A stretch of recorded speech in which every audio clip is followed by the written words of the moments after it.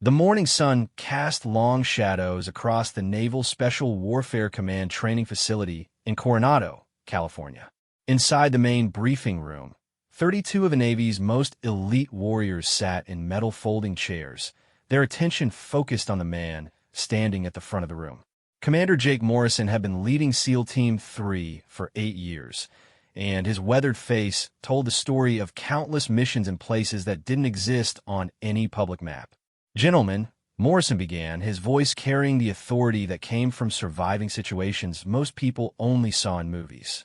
"Today we're going to discuss something that's been bothering me for the past 6 months. The underwater breath-holding record for this facility." A few of the SEALs shifted in their seats. They all knew about the record. It had been set 7 years ago by Chief Petty Officer Marcus Rodriguez, who had managed to hold his breath underwater for an incredible 8 minutes and 37 seconds during a training exercise. It was a mark that had become legendary within the special operations community. Dozens of elite warriors had attempted to break it since then, but none had come close. Morrison clicked a button on his remote, and a photograph appeared on the screen behind him. It showed Rodriguez emerging from the pool, water streaming from his face, his chest heaving as he gasped for air. The timestamp in the corner read 8:37. Rodriguez's record has stood for 7 years. Morrison continued. In that time, we've had some of the most physically gifted operators in the world attempt to break it. Tommy Chun got to 7 minutes and 45 seconds before he passed out. Mike O'Brien made it to 8 minutes even before his safety diver had to pull him up. Last month, Jake Williams came the closest anyone's come in 3 years, 8 minutes and 22 seconds. The room was silent. Every man in that room had either attempted the record themselves or had watched their teammates try and fail. It wasn't just about bragging rights, though those certainly mattered in the testosterone-fueled world of special operations. Breath-holding ability was a crucial skill for SEALs, who often found themselves in situations where they needed to remain submerged for extended periods during covert operations. Morrison was about to continue when there was a knock at the door. He paused, checking his watch. The training schedule didn't call for any interruptions during this briefing. "Come in," he called out. The door opened, and a figure stepped into the room. Every head turned, and the collective reaction was immediate and obvious. Standing in the doorway was Dr. Sarah Chun, a woman who looked more suited for a university lecture hall than a military training facility. She was barely 5 feet 4 inches tall, with shoulder-length black hair pulled back in a practical ponytail. She wore navy blue scrubs and carried a clipboard, which identified her as one of the medical staff assigned to monitor training exercises. Dr. Chun had been working at the facility for 6 months, assigned as part of a research project studying the physiological effects of extreme breath holding on elite athletes. She was a respected expert in her field, with a doctorate in sports medicine from Stanford University and specialized training in free-diving physiology. But to the SEALs in that room, she was an outsider, and more importantly, she was a woman in a space that had traditionally belonged exclusively to men. "Dr. Chun," Morrison said, his tone professional but slightly annoyed at the interruption. "We're in the middle of a briefing." "I apologize, Commander," Dr. Chun replied, her voice calm and steady despite the 32 pairs of eyes focused on her. "I was reviewing the breath-holding protocols for today's training session, and I noticed some concerning data from yesterday's attempts. I think there might be issues with the breathing preparation techniques being used." A few of the SEALs exchanged glances. Some of them had worked with Dr. Chun during previous training sessions, and they had developed a grudging respect for her medical expertise.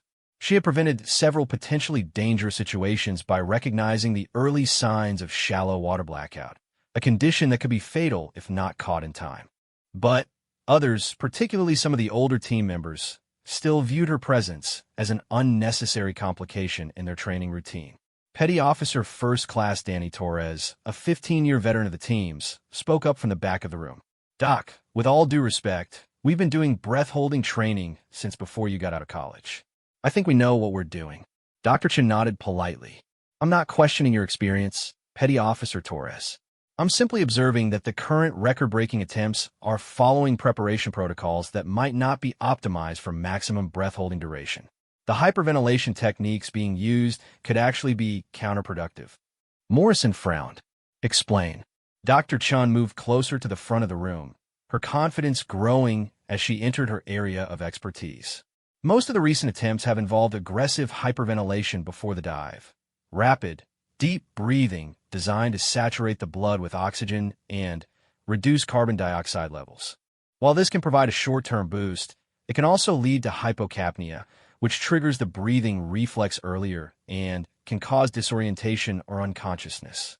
Chief Rodriguez, whose record was being discussed, leaned forward in his chair. So what are you suggesting, Doc?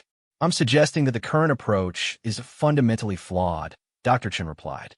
The optimal breath-holding technique involves controlled breathing to achieve the right balance of oxygen saturation and carbon dioxide tolerance. It's more about training the body to tolerate higher levels of CO2 than it is about maximizing oxygen intake. Petty Officer Second Class Mike Jennings, a relatively new addition to the team, laughed.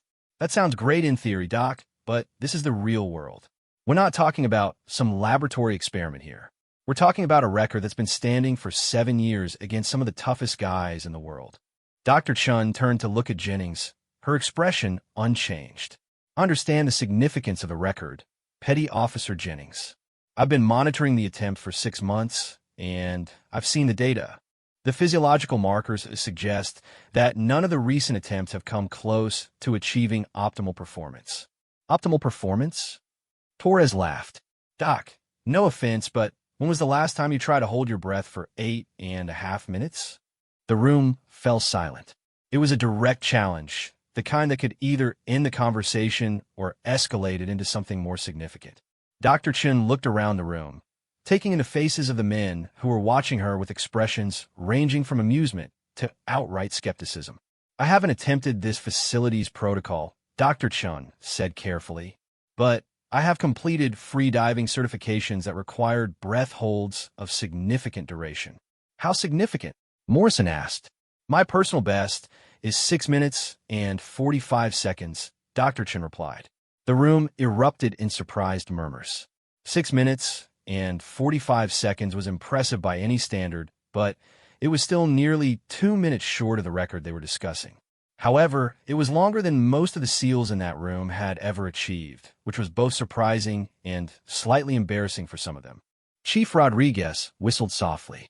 That's not bad, document. But you're still talking about a record that's almost 2 minutes longer than your best time. Dr. Chin nodded. You're absolutely right, Chief. My personal best was achieved using recreational freediving techniques. But I've been studying the physiology of breath holding for the past 8 years, and I've identified several areas where performance could be improved through better preparation and technique. Such as? Morrison asked. Dr. Chun moved to the whiteboard at the front of the room and picked up a marker. The current protocol involves 3 phases: hyperventilation, breath retention, and recovery. The problem is that the hyperventilation phase is too aggressive and too long. This causes a dangerous drop in carbon dioxide levels, which can lead to shallow water blackout without warning. She drew a simple diagram showing the relationship between oxygen consumption and carbon dioxide tolerance. Instead, the optimal approach involves controlled breathing exercises designed to increase carbon dioxide tolerance while maintaining adequate oxygen saturation.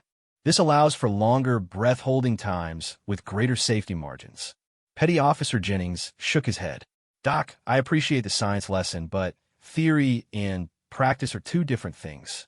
You could draw all the diagrams you want, but until you've actually done it, you're just guessing. Dr. Chun set down the marker and turned to face the room. You're right, Petty Officer Jennings. Theory without practical application is just academic exercise. She paused for a moment, looking around the room at the faces of the men who had dedicated their lives to pushing the boundaries of human performance. She knew that her presence there was controversial, and she understood their skepticism. These men had earned their respect through years of dangerous training and real-world operations. She was an outsider with academic credentials, but no combat experience. Let me try, she said quietly. The words hung in the air for a moment before Petty Officer Torres started laughing. Did you just say what I think you said? I said let me try, Dr. Chin repeated, her voice steady and calm. The laughter spread through the room. It wasn't malicious, but it was clear that most of the SEALs found the idea amusing. A 5'4" doctor who weighed maybe 120 pounds soaking wet was proposing to break a record that had defied the best efforts of elite warriors for 7 years.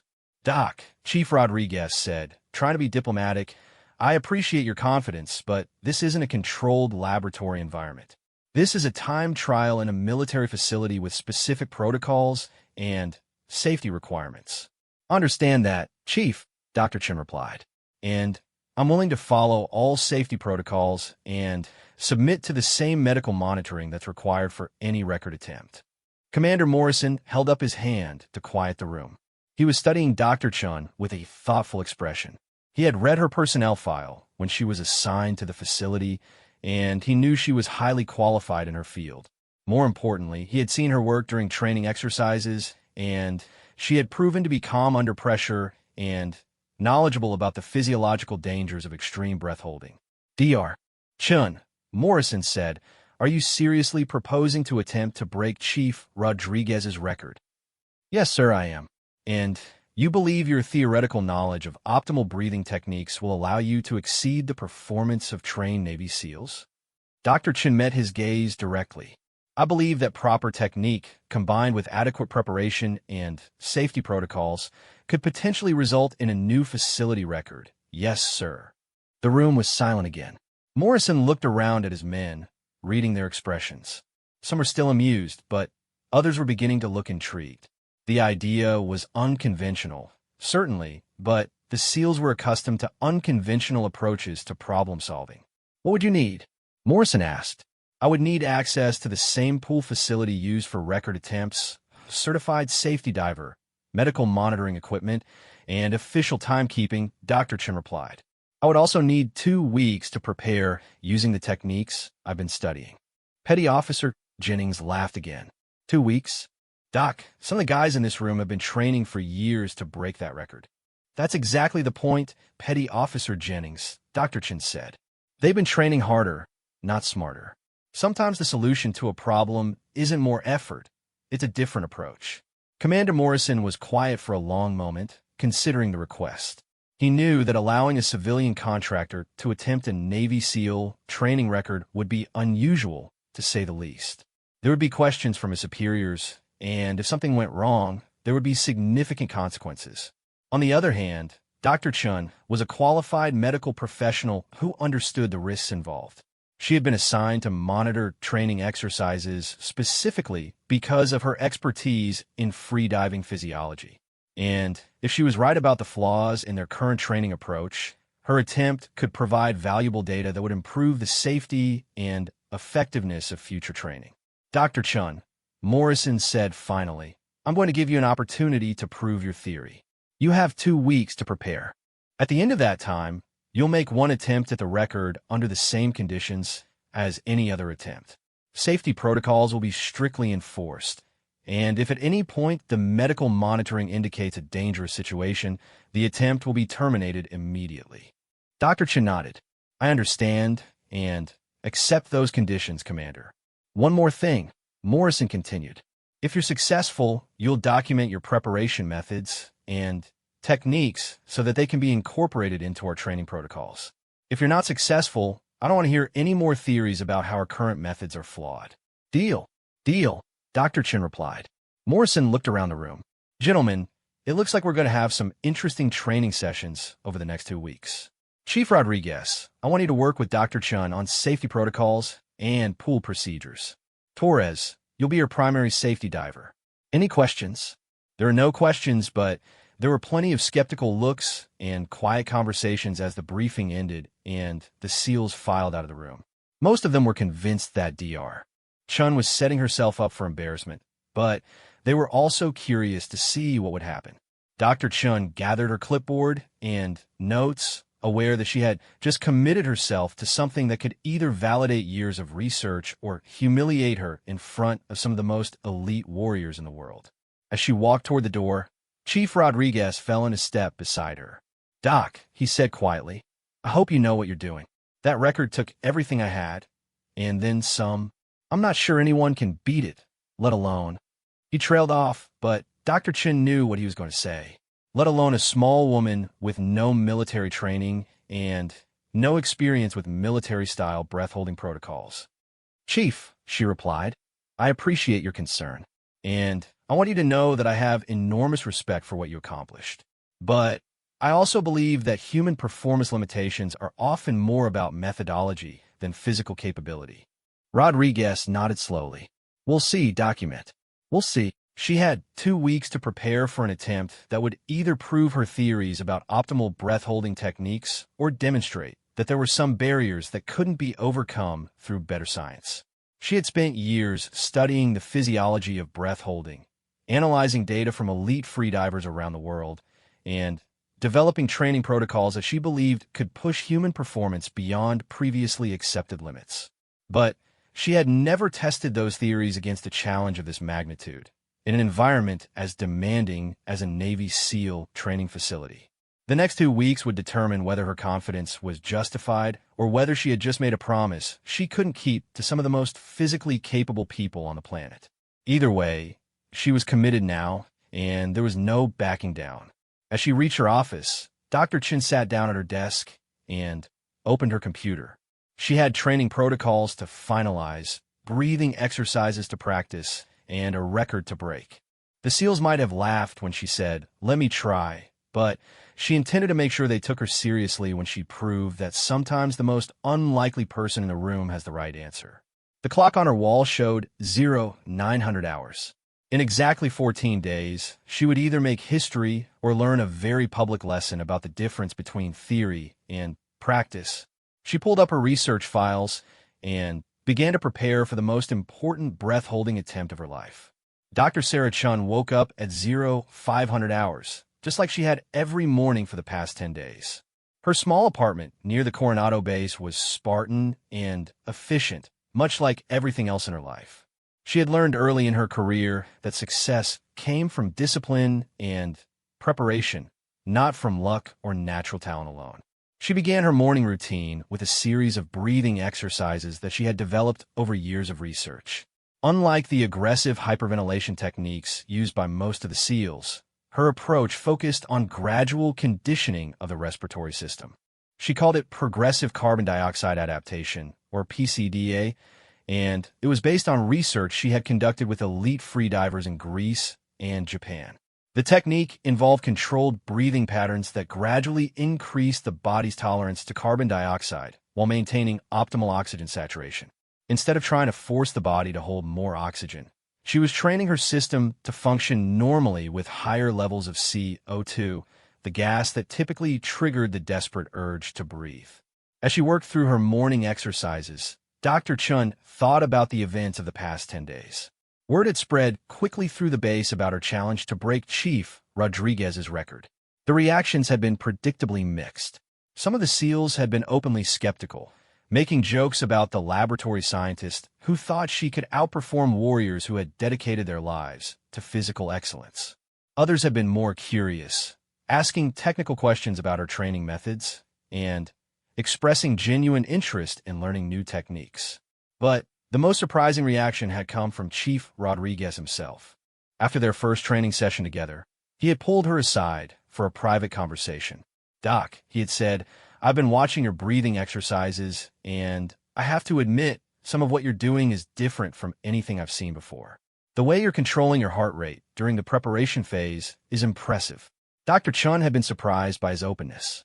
"Thank you, Chief. I know this whole situation is unusual."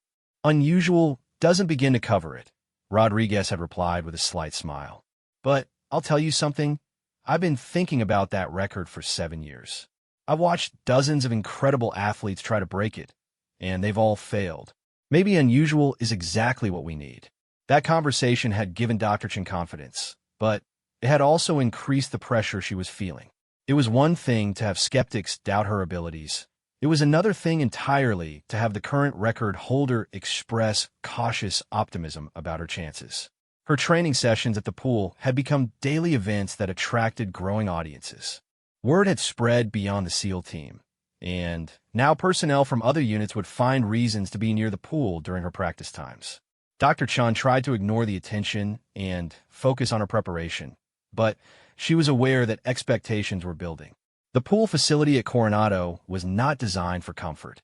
It was a stark, utilitarian space with concrete walls and minimal decoration. The water was kept at a precise 74 degrees Fahrenheit, cold enough to provide realistic training conditions, but not so cold as to create additional physiological stress during breath-holding attempts. Dr. Chen's training routine involved 3 phases, each carefully designed to condition her body for the record attempt.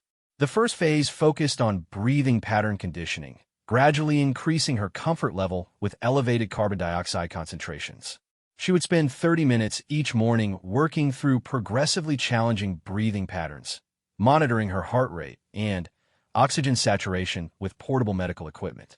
The second phase involved static breath-holding exercises in a controlled environment. She would lie on a mat beside the pool, using the same position she would adopt during the actual attempt, and practice holding her breath for progressively longer periods. But unlike the traditional approach of pushing for maximum duration, she focused on maintaining calm awareness and monitoring her physiological responses. The third phase was pool training, where she practiced the actual mechanics of the underwater breath hold.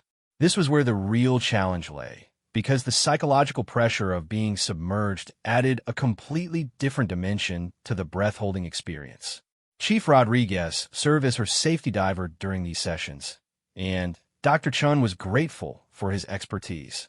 Your body is screaming for air, and your brain starts sending panic signals that can override your conscious control. Dr. Chun had experienced this phenomenon during her training. Around the 4.5 minute mark, her body would begin sending increasingly urgent signals that she needed to surface and breathe. The key to extending her breath hold beyond that point was learning to recognize these signals as physiological responses rather than actual emergencies. The difference between 6 minutes and 8 minutes, she told Rodriguez after a particularly challenging training session, isn't primarily physical. It's psychological. The body can survive without breathing for much longer than most people realize. The challenge is convincing your mind to trust the process. Rodriguez nodded thoughtfully. That's interesting, document. When I set the record, I remember hitting a wall around the 7-minute mark where I thought I was going to pass out. But then something shifted and I found another gear I didn't know I had. That's exactly what I'm talking about, Dr. Chin replied. The shift you experienced was probably your brain adapting to the elevated CO2 levels. Once you pushed through that barrier, your system found a new equilibrium. By the end of the first week, Dr. Chun was consistently achieving breath holds of 7 minutes and 15 seconds during training. It was impressive progress, but it was still more than a minute short of the record she was attempting to break.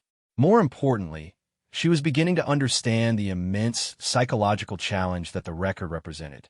The physical demands were significant, certainly, but the mental discipline required was extraordinary.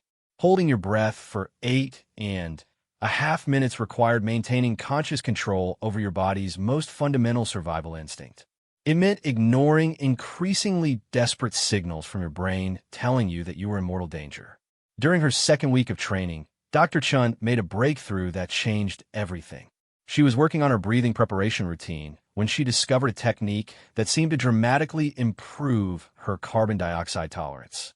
Instead of the standard hyperventilation approach, she developed a pattern that alternated between shallow breathing and controlled breath retention.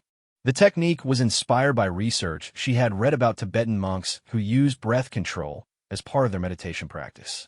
The monks had demonstrated remarkable ability to control their physiological responses through breathing techniques, and Dr. Chin wondered if similar methods could be applied to extreme breath holding.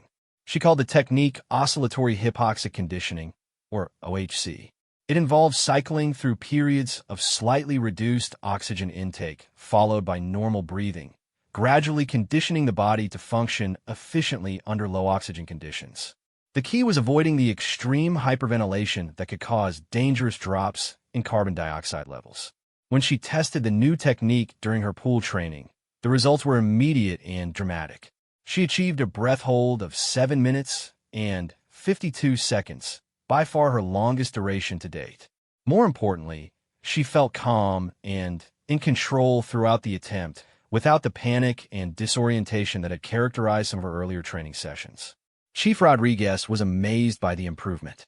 "Doc, I don't know what you did differently today, but that was the most controlled, long-duration breath hold I've ever witnessed. You looked more relaxed at 7 minutes than most people look at 3 minutes." Dr. Chin was excited by the breakthrough, but she was also aware that she was running out of time. The official record attempt was scheduled for the following week, and while 7 minutes and 52 seconds was impressive, it was still 45 seconds short of the record. Word of her progress had spread throughout the base, and the atmosphere around her training sessions had changed dramatically. What had started as a curiosity had become a genuine anticipation that she might actually have a chance to break the record. Senior officers were beginning to attend her training sessions, and there was talk of bringing in outside observers for the official attempt. The pressure was intense, but Dr. Chun found herself thriving under the attention. She had spent her entire career in academic environments where success was measured in publications and research grants. This was the first time she had the opportunity to prove her theories in a real-world setting with immediate, measurable results. Her final week of preparation involved fine-tuning her technique and managing the psychological pressure of the approaching attempt. She worked with the Bay sports psychologist to develop mental conditioning exercises that would help her maintain focus during the critical moments of the record attempt. The key, Dr. Patricia Wells, the sports psychologist, explained, is learning to separate your conscious mind from your body's automatic responses. Your body's going to send panic signals, but you need to observe those signals without reacting to them. Dr. Chan found the psychological training as challenging as the physical preparation. It required a level of mental discipline that was completely different from anything she had experienced in her academic work. She had to learn to trust her preparation and her technique, even when her body was convinced that she was in immediate danger. 3 days before the official attempt, Dr. Chun achieved a breakthrough that surprised everyone, including herself. During what was supposed to be a routine training session, she managed to hold her breath for 8 minutes and 28 seconds, just 9 seconds short of Chief Rodriguez's record. The pool area was silent when she finally surfaced, gasping for air, but clearly conscious and alert. Rodriguez helped her to the edge of the pool, his expression a mixture of amazement and respect. "Doc," he said quietly, "I've been watching breath-holding attempts for 15 years, and I've never seen anything like that. You were completely calm the entire time." Dr. Chan was breathing heavily, but she was smiling. "Chief, I think we've proven that proper technique can overcome a lot of perceived physical limitations." News of her near-record performance spread through the base like wildfire.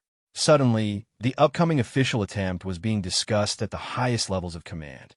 There were requests from outside organizations to observe the attempt, and media inquiries were beginning to come in from military publications. Commander Morrison called Dr. Chun into his office the day before the scheduled attempt. "Dr. Chun," he said, "I want you to know that regardless of what happens tomorrow, you've already accomplished something remarkable. You've demonstrated that innovative thinking and scientific methodology can achieve results that traditional approaches couldn't match." Dr. Chin appreciated the sentiment, but she knew that close wasn't good enough. She had made a commitment to break the record, not just come close to it. She had one chance to prove that her years of research and her unconventional approach could succeed where dozens of elite warriors had failed.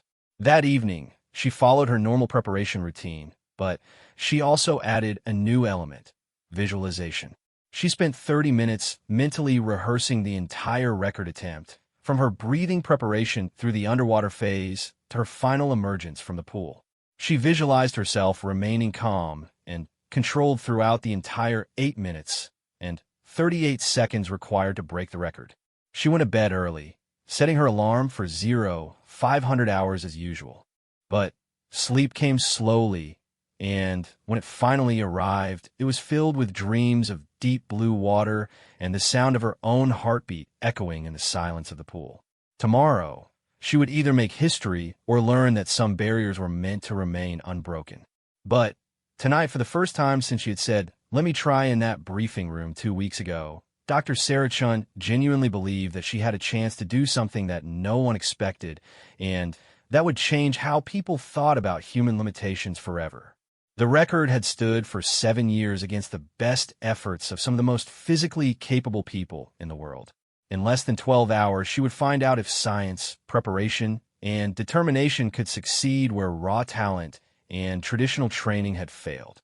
The morning of the record attempt dawned gray and overcast, with a marine layer hanging low over Coronado. Dr. Sarah Chun woke naturally at 0445 hours, 15 minutes before her alarm was set to go off. She had learned over the years that her body often anticipated important events, and today was certainly the most important day of her career. She followed her normal morning routine with almost ritualistic precision. Controlled breathing exercises for 20 minutes, followed by light stretching and mental preparation techniques. She ate a carefully planned breakfast consisting of complex carbohydrates and easily digestible proteins, designed to provide sustained energy without creating digestive stress that could interfere with her breath-holding performance. As she walked across the base toward the pool facility, Dr. Chun was struck by the unusual level of activity for 0730 hours. Normally, the early morning hours were quiet, with only essential personnel moving between buildings. Today, she could see clusters of people heading in the same direction she was walking.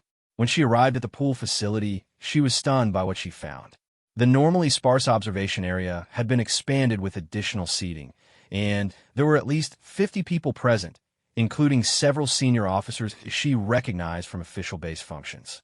Commander Morrison was talking with a group of men in dress uniforms that she didn't recognize, while Chief Rodriguez was setting up medical monitoring equipment near the pool. "Dr. Chun," Morrison called out when he spotted her. "I'd like you to meet Captain James Sullivan from Naval Special Warfare Group 1 and Captain Robert Hayes from the Naval Special Warfare Development Group." Dr. Chun shook hands with the two captains, both of whom had traveled from other bases specifically to observe a record attempt. Their presence made it clear that word of her challenge had reached the highest levels of the special operations community. "Dr. Chun," Captain Sullivan said, "we're very interested in your breathing techniques. If your approach proves successful, we'd like to discuss incorporating your methods into our training programs at other facilities." The pressure was mounting, but Dr. Chun found herself feeling calm and focused. She had spent 2 weeks preparing for this moment, and she was confident in her technique and her physical conditioning. More importantly, she had learned to trust her ability to remain psychologically controlled even under extreme stress. "Captain Sullivan," she replied, "I appreciate your interest. I'm confident that the techniques I've developed can be beneficial for any program focused on improving human performance in extreme environments." Chief Rodriguez approached with a clipboard and medical monitoring equipment. "Doc, we need to get your baseline measurements and review the safety protocols one more time." Dr. Chin nodded and followed Rodriguez to a quiet corner of the pool area. The safety protocols for breath-holding record attempts were extensive and non-negotiable. She would be monitored continuously throughout the attempt, with multiple safety divers positioned in the pool and medical personnel standing by with resuscitation equipment. "Dr. Chun," Rodriguez said as he attached sensors to monitor her heart rate and oxygen saturation, "I want you to know that everyone here respects what you're trying to accomplish. But I also need you to understand that if I see any indication that you're in distress, I'm going to signal for you to surface immediately. The record isn't worth risking your life." "I understand completely, Chief," Dr. Chun replied. "I have no intention of pushing beyond safe limits.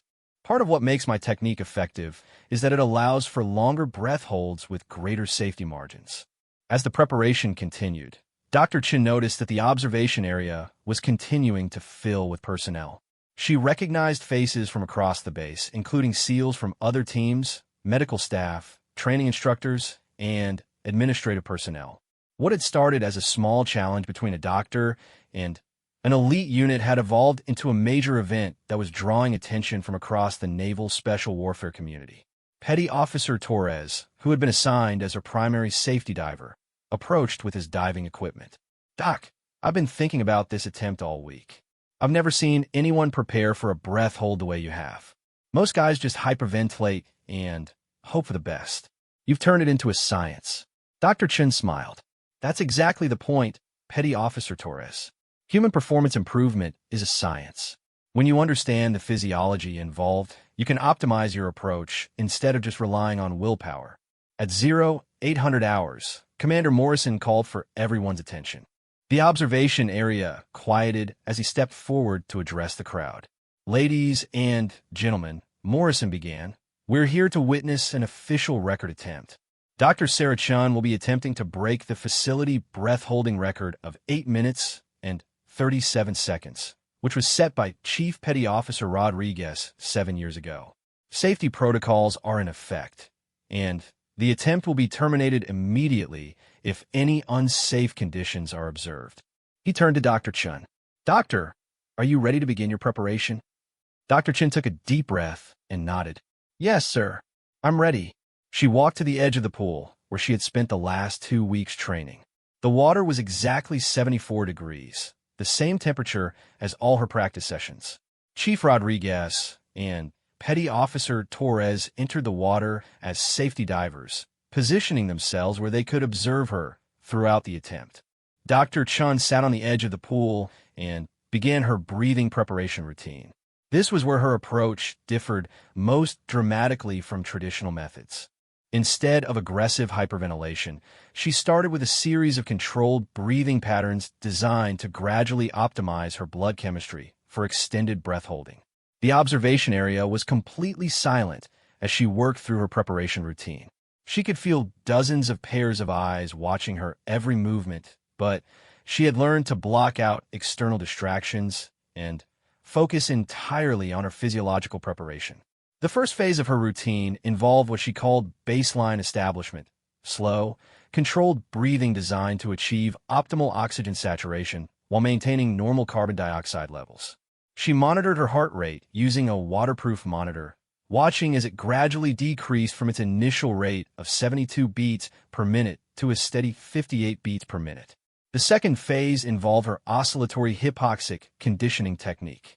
She alternated between periods of slightly restricted breathing and normal ventilation, gradually conditioning her system to function efficiently under reduced oxygen conditions.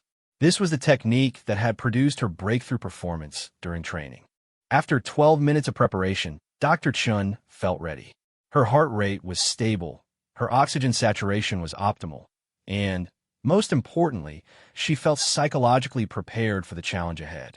Chief Rodriguez, she called out, I'm ready to begin the attempt. Rodriguez swam closer to where she was positioned.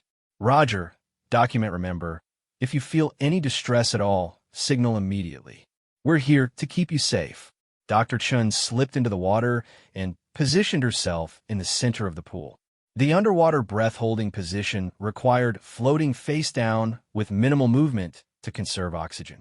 She would remain motionless except for the gentle flutter kicks necessary to maintain position. Commander Morrison positioned himself next to the official timekeeper, a senior enlisted man who had been timing training events at the facility for over a decade. Dr. Chun, Morrison called out, when you're ready, take your final breath and submerge. Timing will begin when your head goes underwater. Dr. Chun floated quietly for a moment, running through her mental checklist one final time. Her breathing was controlled, her heart rate was steady, and her mind was clear and focused. She thought about the research that had led to this moment, the years of study, and the countless hours of preparation that had brought her to this point. She took one final, controlled breath, not the desperate gasping that characterized most record attempts, but a calm, measured inhalation that filled her lungs to exactly 85% capacity. Too much air would increase her buoyancy and make position maintenance difficult. Too little would reduce her available oxygen reserves. Beginning attempt, she called out, and then she submerged. The underwater world was completely silent except for the sound of her own heartbeat. Dr. Chun had trained herself to use this sound as a metronome, monitoring her heart rate, and using it to gauge her physiological state throughout the breath hold. The first 2 minutes passed easily. This was the comfort zone where her body was functioning normally on stored oxygen. Her heart rate remained steady, and she felt calm and relaxed. At 3 minutes, she began to feel the first subtle changes in her body chemistry. Her heart rate increased slightly as her system began to work harder to deliver oxygen to her tissues. This was normal and expected, and she used her training to maintain psychological control. 4 minutes marked the beginning of the real challenge. This was where most breath-holding attempts began to encounter serious difficulty. Dr. Chun felt the first urges to breathe, but they were manageable, more like suggestions than demands. Above the surface, the observation area was completely silent. Chief Rodriguez was floating directly above Dr. Chun, monitoring her position and watching for any signs of distress. The official timekeeper called out each passing minute, his voice echoing in the quiet pool area. 5 minutes, he announced. At 5 minutes, Dr. Chun was beginning to experience significant physiological stress, but her training allowed her to recognize these sensations as normal responses rather than emergency signals. Her heart rate had increased to approximately 90 beats per minute, but it was still within acceptable parameters. The key to her technique was carbon dioxide tolerance. Instead of fighting against the buildup of CO2 in her blood, her training had conditioned her body to function normally with elevated levels. This allowed her to extend her breath hold, well, beyond the point where most people would experience overwhelming urges to breathe. 6 minutes. At 6 minutes, Dr. Chen had surpassed her previous personal best from recreational freediving. Everything beyond this point was uncharted territory for her, but she felt confident and in control. Her mind was clear, and she was able to maintain focus on her technique rather than being overwhelmed by physiological stress. Above the surface, the tension was palpable. Many of the observers were holding their own breath unconsciously, sharing in the psychological stress of watching someone push human limitations to their breaking point. 7 minutes. 7 minutes marked a significant milestone. Dr. Chan was now approaching the level where serious records were set and broken. She could feel her body working harder to maintain function with limited oxygen, but her training allowed her to trust the process rather than panicking about the sensations she was experiencing. Chief Rodriguez was watching her closely, looking for any signs that the attempt was becoming dangerous. Her position remained stable, her movements were controlled, and she showed no signs of the erratic behavior that could indicate approaching unconsciousness. 8 minutes. At 8 minutes, Dr. Chun was in record territory. Only 37 more seconds, and she would tie Chief Rodriguez's long-standing record. The urge to breathe was becoming significant, but it was still manageable using the psychological techniques she had developed during training. She found herself thinking about the moment 2 weeks ago when she had quietly said, "Let me try," in the briefing room. The laughter and skepticism from the SEALs seemed like it had happened years ago rather than 14 days. She was proving that innovation and scientific methodology could achieve results that traditional approaches had been unable to match. 8 minutes, 30 seconds. 7 seconds to tie the record. Dr. Chun felt a surge of adrenaline as she realized that she was about to achieve something that had seemed impossible just 2 weeks earlier. But she also knew that tying the record wasn't enough. She had committed to breaking it. 8 minutes, 37 seconds. New facility record tied. The observation area erupted in cheers and applause, but Dr. Chin remained underwater. She had trained for this moment, and she knew she had more left to give. Her heart rate was elevated, but she was still conscious and alert. More importantly, she felt psychologically prepared to continue. 8 minutes, 45 seconds. New facility record. History had been made, but Dr. Chun was still underwater. She had broken a record that had stood for 7 years against the efforts of some of the most elite warriors in the world. But she could feel that her body still had reserves, and she wanted to establish a new mark that would be truly impressive. 9 minutes. 9 minutes underwater was a performance that placed Dr. Chun among the elite breath holders in the world. Very few people, even among professional freedivers, had ever achieved a breath hold of this duration. She was making history with every second that passed. Above the surface, The atmosphere had shifted from excitement to amazement to something approaching awe. The observers were witnessing a demonstration of human potential that exceeded anything they had seen before. 9 minutes, 15 seconds. Dr. Chen knew she was approaching her limits, but she also knew she had trained for exactly this situation. Her technique allowed her to push beyond the point where panic typically overwhelmed consciousness. She was functioning in a realm where very few humans had ever operated successfully. Chief Rodriguez was watching her with intense focus, ready to signal for her to surface at the first indication of distress. But Dr. Chen appeared to be in complete control, floating motionless except for the gentle movements necessary to maintain position. 9 minutes, 30 seconds. At 9.5 minutes, Dr. Chen finally decided it was time to surface. She had proven her point and established a record that would stand as a testament to the power of scientific methodology and innovative thinking. More importantly, she had demonstrated that sometimes the most unlikely person in the room has the right answer to an impossible problem. She slowly began to ascend toward the surface, her movements controlled and deliberate even after nearly 10 minutes without breathing. Dr. Sarah Chen's head broke the surface of the water at exactly 9 minutes and 43 seconds. The sound that erupted from the observation area was unlike anything that had ever been heard at the Naval Special Warfare Facility in Coronado. It wasn't just applause, it was a roar of amazement and disbelief that seemed to shake the concrete walls of the pool building. Chief Rodriguez was beside her instantly, his hands ready to provide support if needed. But Dr. Chen was conscious, alert, and breathing steadily. Her first words after surfacing were directed to the timekeeper. "Official time?" she asked, her voice slightly hoarse but clear. 9 minutes and 43 seconds came the reply, followed by another eruption of cheers from the crowd. Dr. Chen treaded water for a moment, allowing her breathing to return to normal. She looked around at the faces watching her from the observation area, and she saw expressions of amazement, respect, and something that looked very much like awe. These were men who had dedicated their lives to pushing human limitations, and they had just witnessed something that challenged their understanding of what was possible. Commander Morrison was the first to speak as Dr. Chen climbed out of the pool. "Dr. Chen," he said, his voice carrying a tone of respect that hadn't been there 2 weeks ago, "congratulations. You've just shattered a record that many of us thought might never be broken." The medical team quickly surrounded Dr. Chen, conducting post-attempt evaluations to ensure she had suffered no adverse effects from the extended breath hold. Her vital signs were surprisingly stable, heart rate elevated but steady, oxygen saturation recovering rapidly, and mental function completely normal.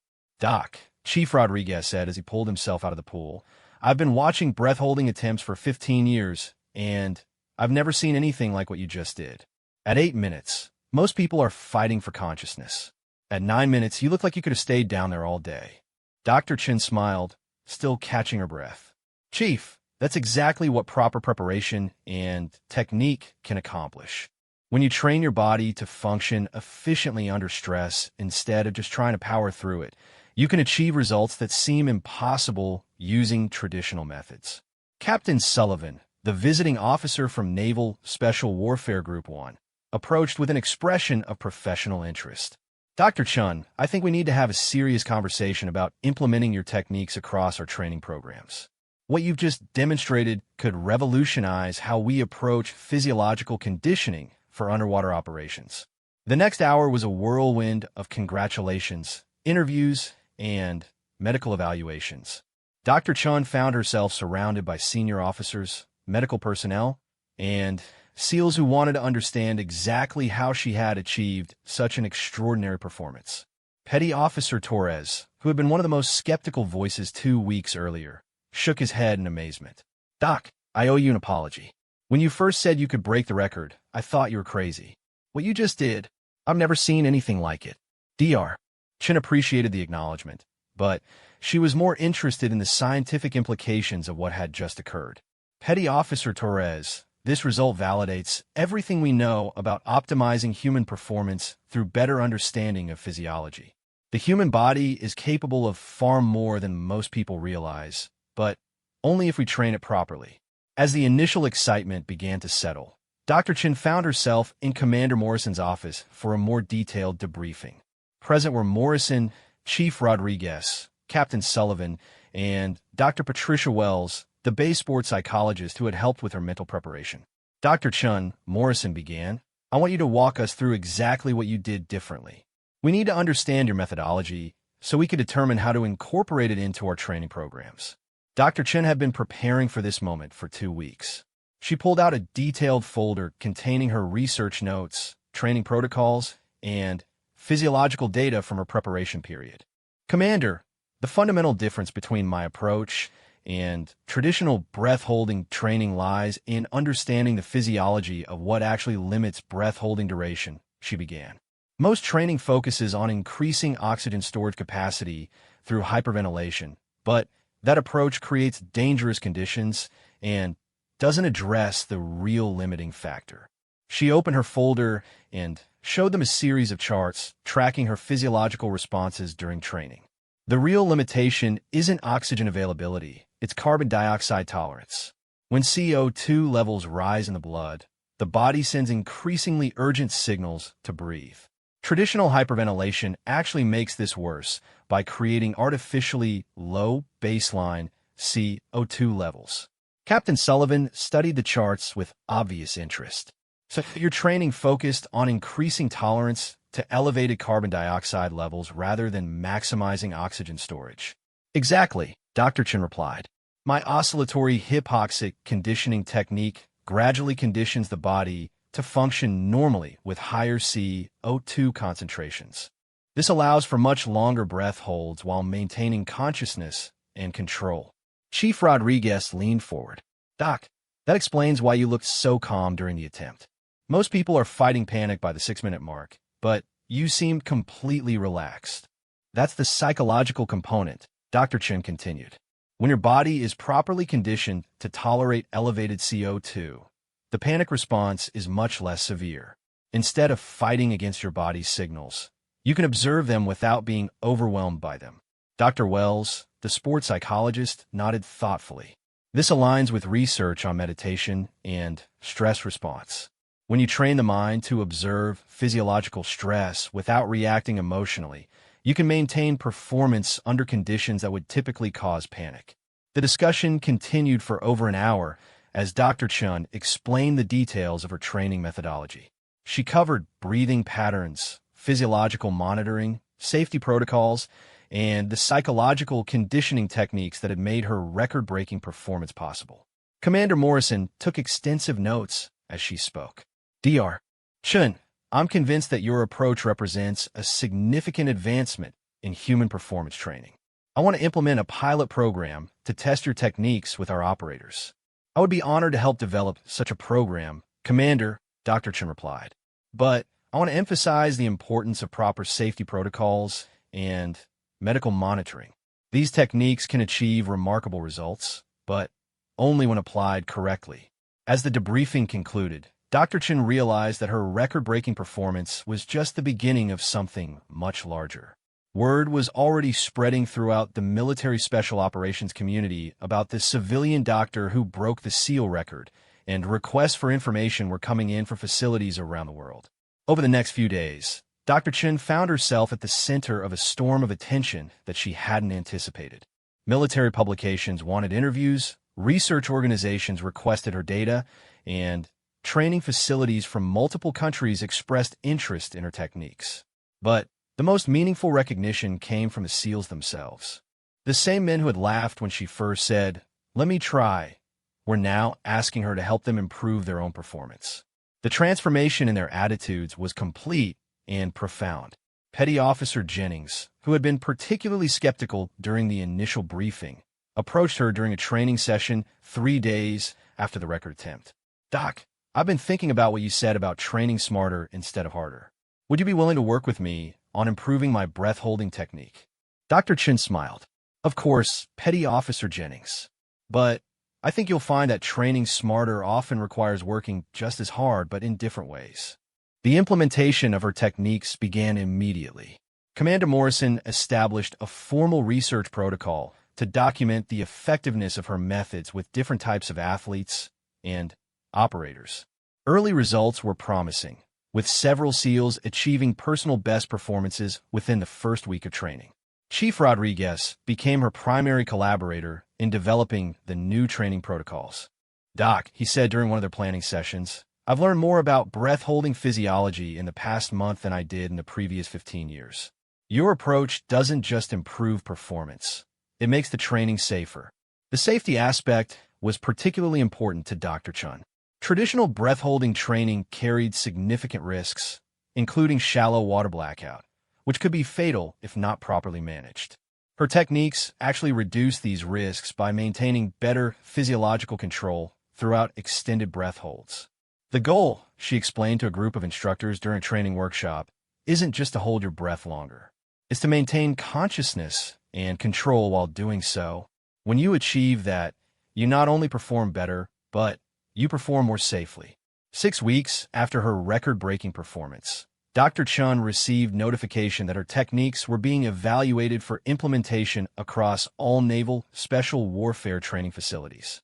The preliminary results were impressive enough that other branches of the military were requesting access to her training protocols.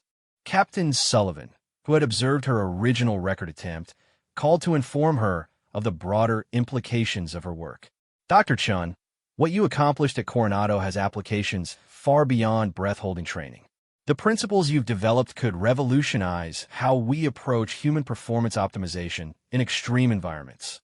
The recognition was gratifying, but Dr. Chin found herself most proud of the impact her work was having on individual operators.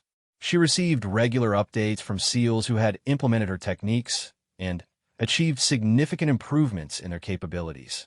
One email from a SEAL team leader deployed overseas particularly moved her. "Dr. Chun, your training techniques potentially saved my life during a recent operation. We were conducting a covert river crossing that required an extended underwater transit. Using your methods, I was able to complete the crossing safely when traditional training would have left me short of the objective." 3 months after breaking the record, Dr. Chun was invited to present her research at the International Conference on Military Human Performance. Standing before an audience of researchers, military leaders, and human performance experts from around the world, she reflected on the journey that had brought her to this point. "Ladies and gentlemen," she began her presentation, "3 months ago, I was a research scientist studying breath-holding physiology in a laboratory setting. Today, I stand before you as proof that innovative thinking and scientific methodology can achieve results that traditional approaches consider impossible." She clicked to her first slide, which showed a photograph of her emerging from the pool after breaking the record. This image represents more than just a new facility record. It represents a fundamental shift in how we think about human limitations and the methods we use to exceed them. The presentation was well received, and Dr. Chin found herself fielding questions and collaboration requests from researchers around the world. Her techniques were being tested and refined by teams in multiple countries, and early results suggested that her approach could benefit not just military operators, but athletes in a variety of disciplines. But perhaps the most important validation came from an unexpected source. During a visit to the Coronado facility 6 months after her record attempt, Dr. Chun was approached by a young female officer who had recently completed SEAL training. "Dr. Chun," the officer said, "I wanted to thank you.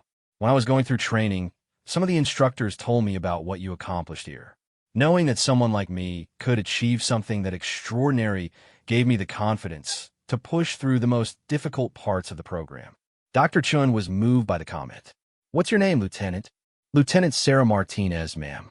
And I just wanted you to know that your record isn't just about breath holding. It's about proving that innovation and preparation can overcome any obstacle." As Dr. Chun walked across the base that afternoon, she passed the pool where she had made history 6 months earlier.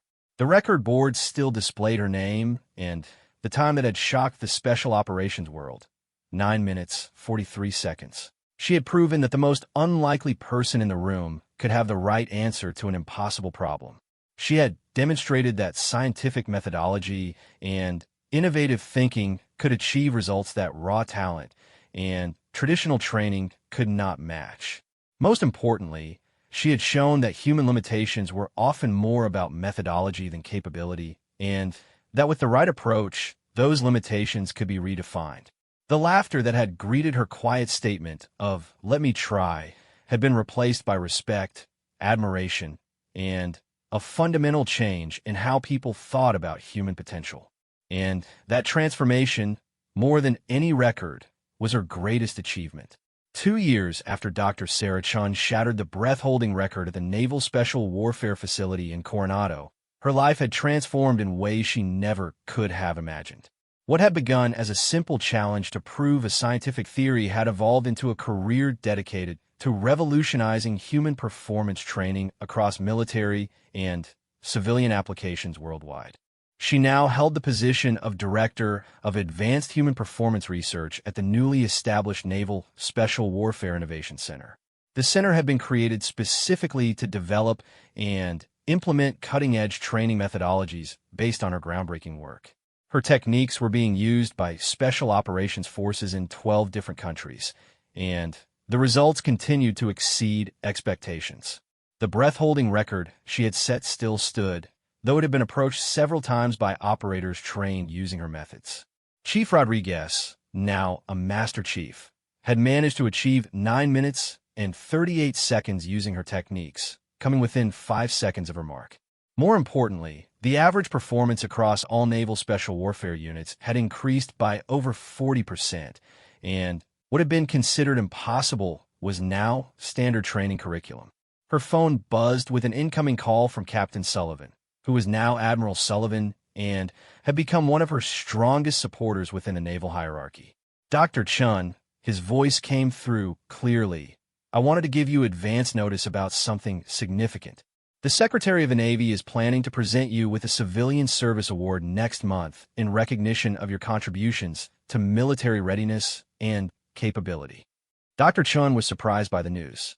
"Admiral, that's quite an honor. I'm grateful for the recognition." "Sarah," Sullivan continued, using her first name as he had begun to do as their working relationship had deepened over the years, "you've changed how we think about human potential in the military. Your work has applications far beyond what any of us imagined when we first watched you break that record." The Admiral was right. Dr. Chin's research had expanded far beyond breath-holding training. Her principles of physiological optimization had been applied to cold weather survival, high-altitude performance, stress tolerance, and even cognitive function under extreme conditions. Military units around the world were reporting improved performance across a wide range of missions and environments. But perhaps more importantly, her work was beginning to have significant impact in civilian applications. Emergency responders, search and rescue teams, competitive athletes, and even medical professionals working in high-stress environments were benefiting from training protocols based on her research. After ending the call with Admiral Sullivan, Dr. Chin walked down to the pool area where Chief Rodriguez was conducting a training session with a new class of SEAL candidates. The sight that greeted her would have been impossible to imagine 2 years earlier. The candidates, both male and female, were working through the breathing preparation routine she had developed. Their instructor was using scientific terminology to explain the physiological basis for each technique, and portable monitoring equipment was being used to track each candidate's progress in real time. "The goal," Chief Rodriguez was explaining to the class, "isn't to force your body to perform beyond its capabilities. The goal is to train your body to operate at its optimal level consistently. Dr. Chin's techniques allow you to access performance levels that your body is naturally capable of, but that traditional training methods couldn't reach." One of the candidates, a young woman who reminded Dr. Chin of herself at that age, raised her hand. "Master Chief, how do we know when we're reaching the limits of safe performance?" Rodriguez smiled. "That's an excellent question, Petty Officer Williams. Dr. Chin's protocols include built-in safety margins that actually make extended breath holding safer than traditional methods. When you train your body to function efficiently under stress, you maintain better control and awareness throughout the performance." Dr. Chun stepped forward. "May I add something, Master Chief?" The class turned to look at her, and Several of the candidates recognized her from photographs and articles they had seen during the preparation for SEAL training. The key principle, Dr. Chen addressed the class, is that human limitations are often more about training methodology than physical capability. When you understand the science behind performance, you can achieve results that seem impossible using conventional approaches. Petty Officer Williams spoke up again. Ma'am, is it true that you had never attempted a military-style breath-holding record before you broke Chief Rodriguez's mark? Dr. Chen nodded. That's correct. I had free-diving experience, but I had never trained under military protocols. What I brought was a different understanding of the physiology involved and a willingness to challenge accepted assumptions about training methods. Another candidate raised his hand. Ma'am, what advice would you give to someone who's struggling with the psychological aspects of extended breath holding? The mental component is often more challenging than the physical demands, Dr. Chen replied. The key is learning to observe your body's stress signals without being overwhelmed by them. Your body will send panic signals, but those signals don't necessarily indicate actual danger. Proper training teaches you to distinguish between physiological responses and true emergency situations. After the training session ended, Dr. Chen and Chief Rodriguez walked together toward the administrative buildings. Their relationship had evolved from professional cooperation to genuine friendship over the past 2 years. Doc, Rodriguez said, sometimes I look at these new classes and I can't believe how much things have changed. 2 years ago, if you had told me that we'd be teaching scientific breathing techniques as standard curriculum, I would have thought you were crazy. Dr. Chen laughed. Master Chief, 2 years ago, if you had told me that I'd be running a research center at Navy base, I would have thought you were crazy too. They paused at the memorial wall that honored naval special warfare personnel who had given their lives in service to their country. Dr. Chen often stopped here during her walks around the base, reminded of the serious responsibility that came with her work improving the capabilities of men and women who put themselves in harm's way. You know, Rodriguez said quietly, your techniques have probably saved lives already. We've had several operators report that their improved underwater capabilities were crucial during real-world missions. That's the part that makes all of this meaningful. Dr. Chen nodded, feeling the weight of that responsibility. That's what drives me to keep pushing the boundaries of what we think is possible. Every improvement we make in training could be the difference between mission success and failure, between coming home and not coming home. Her phone buzzed with a text message from Dr. Patricia Wells, the sports psychologist who had helped with her original preparation. The message read, Turn on Channel 7 News. There's a story about your work that you need to see. Dr. Chen and Rodriguez found a television in the nearby break room and tuned to the local news station. The anchor was introducing a story about a civilian search and rescue team that had used Dr. Chen's techniques during a recent emergency. Last week, the anchor reported a recreational diver became trapped in an underwater cave system near La Jolla. The rescue required extended underwater operations in extremely challenging conditions. The dive team credited specialized breathing techniques developed by Dr. Sarachan at the Naval Special Warfare Facility with enabling them to complete the rescue successfully. The story included an interview with the lead rescue diver, a former Navy SEAL who had learned Dr. Chen's techniques during his military service. Without the breathing control methods that Dr. Chen developed, we wouldn't have been able to stay underwater long enough to reach the trapped diver, he explained. Her techniques don't just improve performance. They expand what's possible in life or death situations. Dr. Chen watched the story with mixed emotions. She was proud that her work was having positive impact beyond the military, but she was also humbled by the realization that techniques she had developed in a laboratory were now being used to save lives in the real world. Doc, Rodriguez said as the story ended, do you remember what you said to me after you first broke the record? You said it wasn't about the record itself. It was about proving that innovation could overcome accepted limitations. Dr. Chen nodded. I remember. And I still believe that's true. Well, Rodriguez continued, I think you've proven that point beyond any doubt. But you've also proven something else. You've shown that one person with the right idea and the courage to pursue it can change an entire field. 3 weeks later, Dr. Chen stood on the stage of the Washington Navy Yard, receiving the Navy Distinguished Civilian Service Award from the Secretary of the Navy. The citation read, in part, for revolutionary contributions to military human performance capabilities that have significantly enhanced the effectiveness and safety of naval special operations personnel worldwide. As she accepted the award, Dr. Chin looked out at the audience and saw many familiar faces. Commander Morrison was there, now Captain Morrison and commanding officer of a major training facility. Chief Rodriguez was present in dress uniform, along with dozens of other SEALs and special operations personnel who had implemented her techniques. But the person who meant the most to her was sitting in the front row, Lieutenant Sarah Martinez, the young female officer who had thanked her for providing inspiration during SEAL training. Martinez was now Lieutenant Commander Martinez, leading her own SEAL platoon and serving as an example of what was possible when barriers were challenged and overcome. "Ladies and gentlemen," Dr. Chun said as she stepped to the podium to deliver her acceptance remarks. 2.5 years ago, I walked into a briefing room full of Navy SEALs and made a statement that was met with laughter and skepticism. I said, simply, "Let me try." The audience was completely quiet, hanging on her words.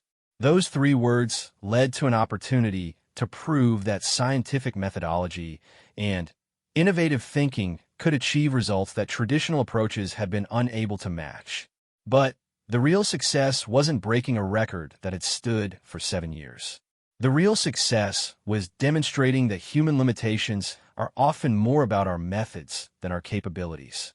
She paused, looking out at the faces of people who had dedicated their lives to serving their country and protecting others. Today, the techniques that were once considered revolutionary are standard training protocols used by special operations forces around the world. Performance levels that were once considered impossible are now routine achievements. But most importantly, the safety and effectiveness of the men and women who put themselves in harm's way for our security have been significantly improved.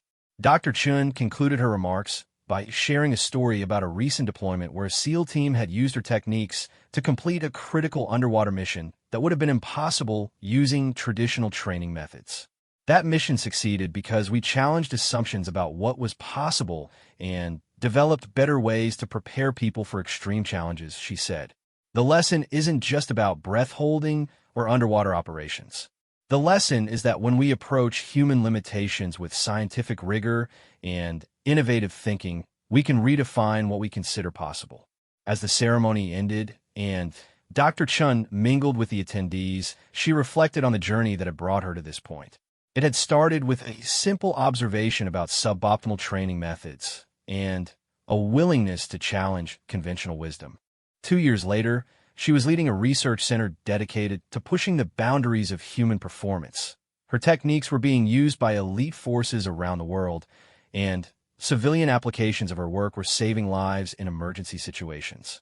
The record board at Coronado still showed her time, 9 minutes, 43 seconds. But that number had become much more than a personal achievement. It had become a symbol of what was possible when someone had the courage to say, "Let me try," and the determination to prove that even the most unlikely person in the room might have the right answer to an impossible problem. More importantly, it had shown that human potential was limited more by our assumptions and methods than by our actual capabilities. And that lesson, applied consistently and rigorously, could change not just individual performance, but entire fields of human endeavor. As Dr. Chun drove back to Coronado that evening, she thought about the young candidates she had observed in training that morning. They were learning techniques that would make them more capable, more effective, and safer in their service to their country. But they were also learning a more fundamental lesson about the power of innovation and the importance of challenging accepted limitations. The laughter that had greeted her simple statement of "let me try" had been replaced by respect, recognition, and, most importantly, results that were making a real difference in the world. And that transformation, more than any award or recognition, was the true measure of success.